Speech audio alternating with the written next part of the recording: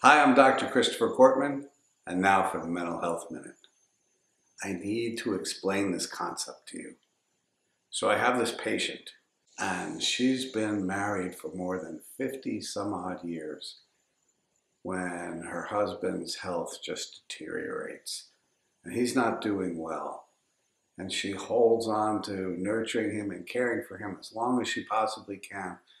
And at some point, she's well aware of the fact that she's not helping him anymore. And she takes him into hospice. And shortly thereafter, her husband dies. She's very sad about this, which of course is natural and normal. But here's the thing.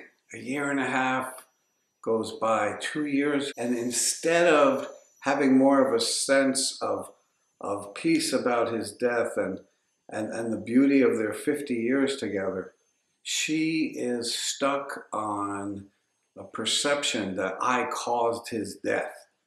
I took him to hospice too early. I killed him, which of course is so far from the truth. Her own physician says, you held on as long as you could and then some. She didn't do anything wrong. So why is she holding on to the self-blame? Well, there's an answer to that. And the answer is, as long as she blames herself for his death, she doesn't have to say goodbye to him. She does not have to think of him as beyond this world and into the next realm or whatever happens next in her mind, because she's still holding on to the fact that he shouldn't have died. It was her fault. Is this a common thing? It's such a common thing. We see this in popular literature and even in music. I mean, the classic novel Great Expectations was about a woman holding on and still staying in that dress many years later and living her life, you know, through the next generation and the contempt and the poison that she held on to. We see it in Taylor Swift's song, Right Where You Left Me, where she's stuck in a restaurant and incapable of moving past the fact that the boyfriend had left her and moved on.